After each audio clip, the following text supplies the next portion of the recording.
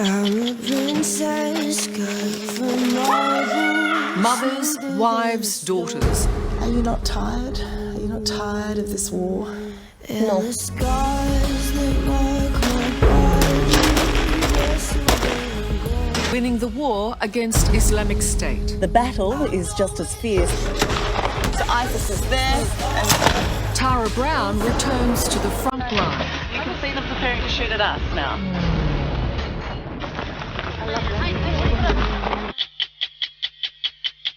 Welcome back to 60 Minutes. In the war against Islamic State, good news has been hard to find. Coalition airstrikes have had some impact, underlined this past week by reports that a missile has seriously injured ISIS leader Abu Bakr al-Baghdadi. But the dangerous task of pushing back this barbaric terrorist movement must be done on the ground. And much of that hard graft is borne by the courageous Kurdish women warriors known as the YPJ. I first met these fearless women in Kurdish Syria last year as they stood shoulder to shoulder against the dreadful advance of ISIS. 6 months on, I've just returned from Syria, where I again spent time with the female fighters on the front line. What I saw there was both triumphant and terrible.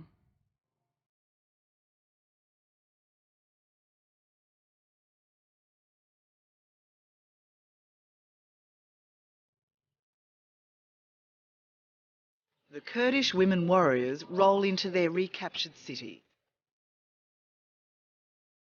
A victory won just days ago against the most barbaric enemy in the world.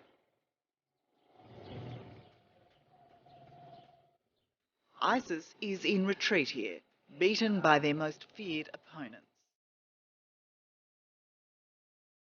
What is it like to drive through a town like Tel Hamis and know that you have liberated it from ISIS?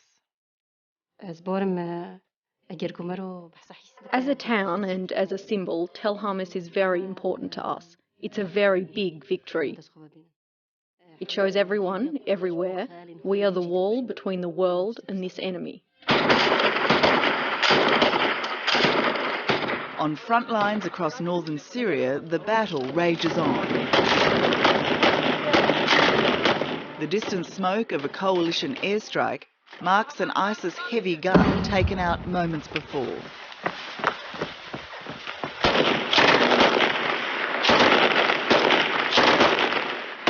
The female fighters of the YPJ and their male compatriots of the YPG have just pushed ISIS back across this canal, a vital defensive barrier, and they'll hold it at all costs.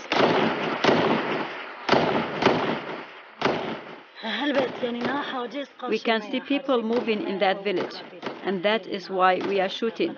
We will do everything to push them back.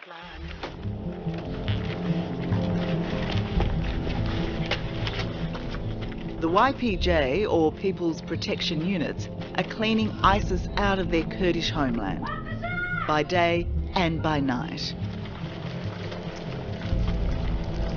Street by street, house by house.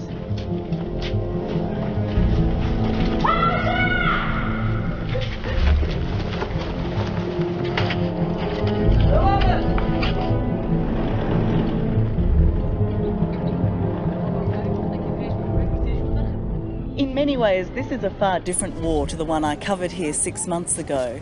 The battle is just as fierce, but now the momentum seems to be on the Kurd side. They've forged an 80-kilometre front line here just in this northern part of Syria, and just in the last 4 weeks they've recaptured 2 cities, 400 towns, and taken back nearly 2,500 square kilometres. Last September, this town, Rabia, was an intense front line. ISIS was within 200 metres, threatening to overrun us.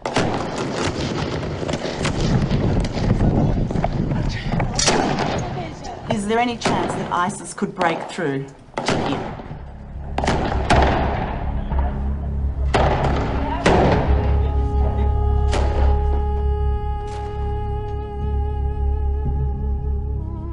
A month after we were here, ISIS was pushed back over the horizon. Now their nearest position is over 100 kilometres away.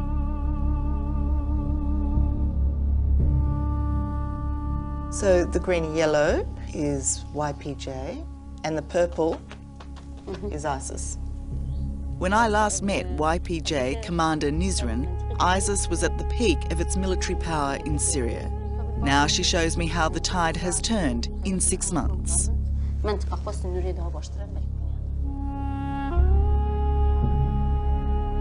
the help of coalition airstrikes, the Kurdish forces in Syria have retaken the major cities of Tel Hamas, Tel Tamar, Tel Barak and Kobani on the Turkish border. There have been victories and losses against ISIS in neighbouring Iraq, but right now it's Syria where this war is being won. We have broken ISIS and pushed them back, but they are trying to regain control by staging attacks against us, mainly from the south.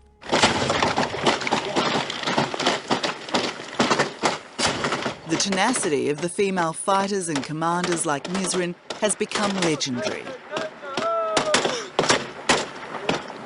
We're overlooking an ISIS-held village and they've just spotted an enemy vehicle on the move below. Why are you shooting at this point? What have you seen?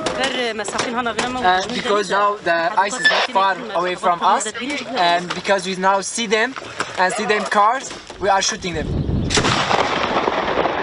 ISIS fighters are racing for the cover of the village.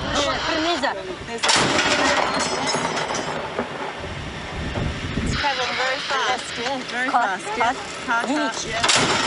The firing is intense and with good reason. Just 2 weeks ago, ISIS fighters from that position made it over the walls of this outpost. Are they trying to move between villages? Are they trying to take over more villages? They are trying to not just moving between the villages and also to control another region which we are now controlling. Now ISIS is training its big guns on us. Moving them cars with the DAESH to the town against us. They are preparing themselves to shooting us. You can see them preparing to shoot at us now.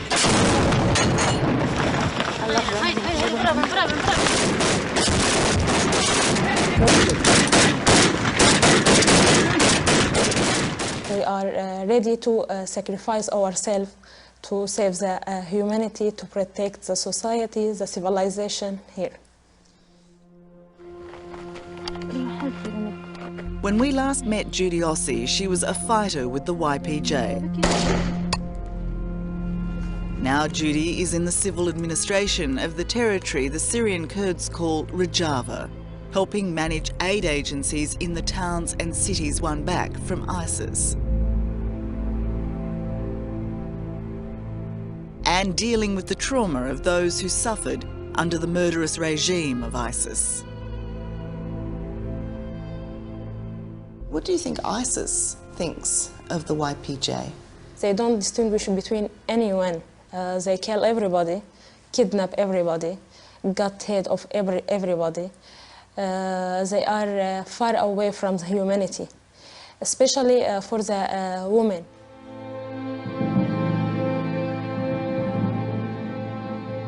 The victory against ISIS here at Tel Tamar was a great one, but so was the human cost. Just a few days ago, another 8 fighters from Nizrin's unit were killed here. 4 martyrs of the 8 were women. 4 men, 4 women, equal in life and equal in death. Exactly. That's our reality here.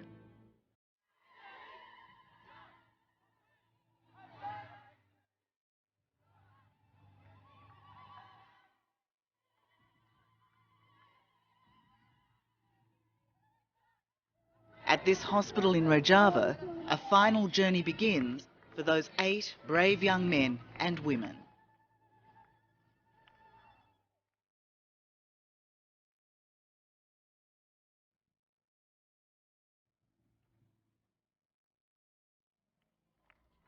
How many friends have you lost? In Kobani, Afrin, Jezish, and all the other towns and cities, we've lost hundreds of friends. and it's so painful. To live in freedom means we have to pay this price, but it is so painful.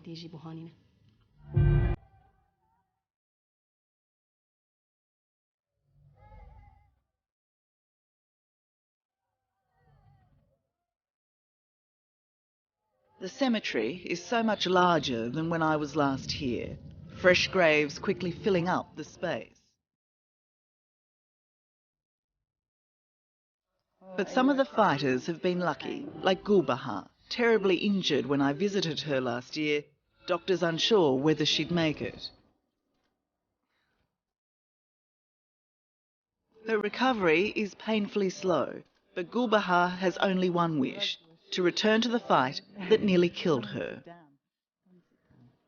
When I first met you, when you were in hospital, you told me that you wanted to fight again. You wanted to get better so you could fight.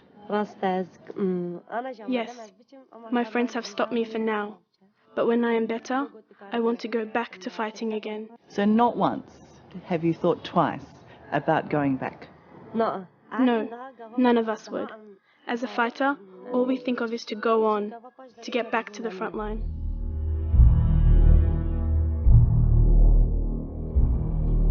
Clearly, ISIS is a murderous enemy intent on wiping out all who stand in its way. But the vengeance of ISIS can also be seen in the destruction it wreaks in the cities and towns where it's lost the battle. The devastation here in Tel Hamas bears witness not only to the ferocious street-to-street fighting that happened here, but also the deliberate intention by the terrorist group to annihilate everything most cherished by the local people.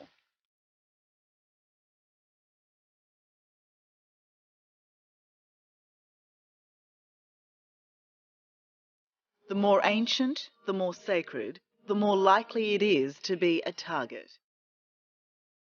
And nothing is off limits. In city after city, churches are ruined, mosques have been bombed.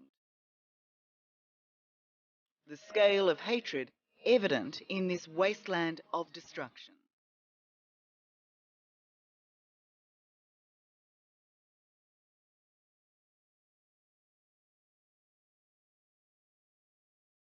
When you see such willful destruction, does that wound the spirit of the community? Does it hurt the soul of the nation? Yeah, of course. This behavior from the side of the ISIS makes the people more wild to fighting them. We will stay to fighting them.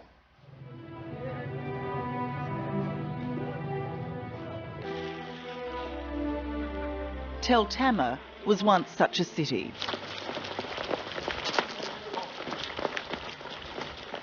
Now it's a ghost town. Sniper? Recently liberated from ISIS, but still far from safe. This is a very dangerous point of the city. You can hear the sound of the weapons. So what we just heard then, that's ISIS? Yes, they are ISIS, and they are so close from here. Suddenly, Commander Nizran's unit spots another ISIS fighter, closer still, and running between buildings. We're told we must go. It's now too dangerous to stay.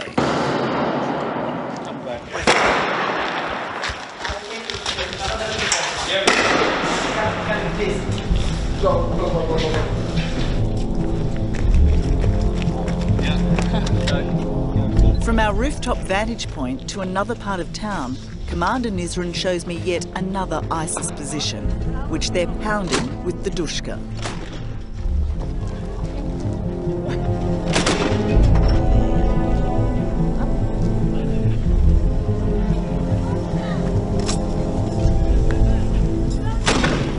So ISIS is there and there. It's the same along much of the Kurds' 80-kilometre front line. After defeating the enemy here, they're defending their wins with everything they have.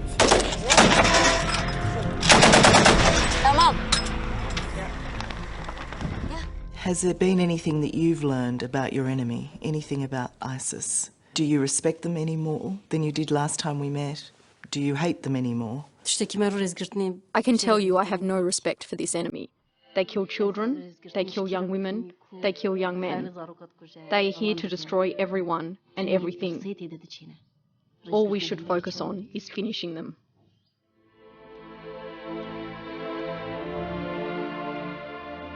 It seems if anyone can clean the world of ISIS, it's these young fighters. Such is their determination. They are fearless, unrelenting, and heartened by their recent victory here, incredibly proud. Congratulations. Well done. Congratulations. I farewell these women, just girls really, as the sun sets on another year in the Kurdish calendar.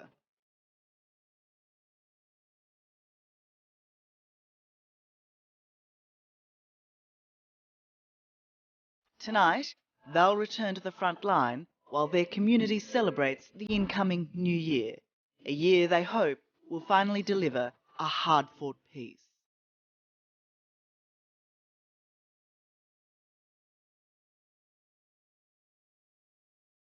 Judy, are you not tired? Are you not tired of this war? No. No. We don't allow that blood of our martyrs be wasted. We should to follow their way. We should to gain victory against this group. Even if this war stay more than 10 years, we are ready to fighting them.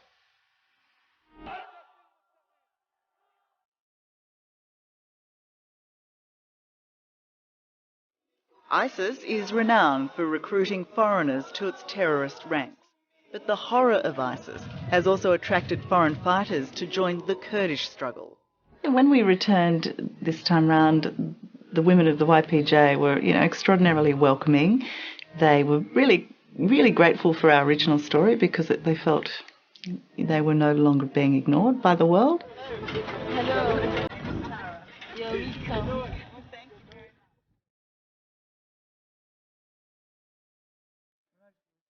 To visit the YPJ in Kurdish Syria is in some ways a good news story because they are doing very well. They're pushing ISIS out of Rojava, and so they're taking back some of their key towns and cities.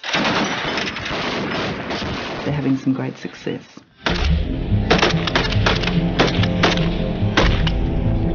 But their enemy is a very vengeful one, and so what we also saw was massive amounts of looting and trashing.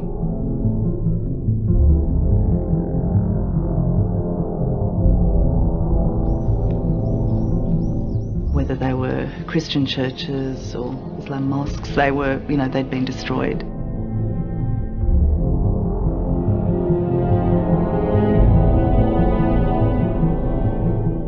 Not just the damage done by fighting, but this real wanton and willful destruction to make these places uninhabitable. And we saw that in town after town. It just seems such a waste and so hard to understand, but clearly it's the method of ISIS, and they've done it very effectively there. Going back there, it was still, it's still quite confronting. The battle still rages, and it's a really long front line. And they're fighting to defend it, they're not giving an inch, so there is some very, very fierce fighting still going on.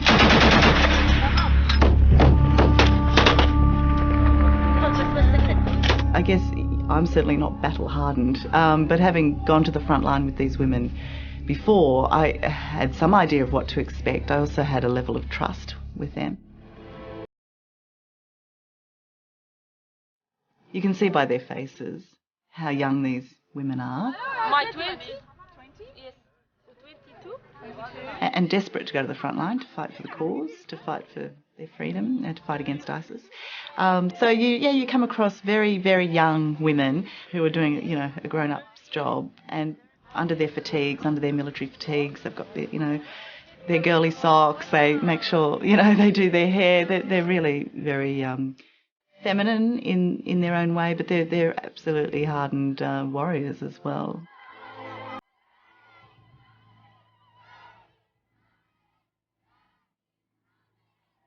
One of the more emotional moments of this story is going to a funeral of 8 martyrs and just seeing the faces on their coffins as they came out.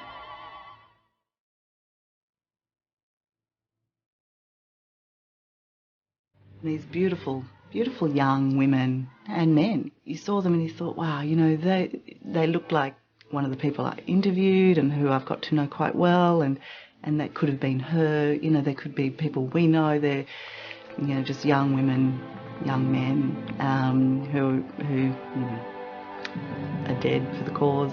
I mean, it's a very sad mark of the sacrifice that's being made.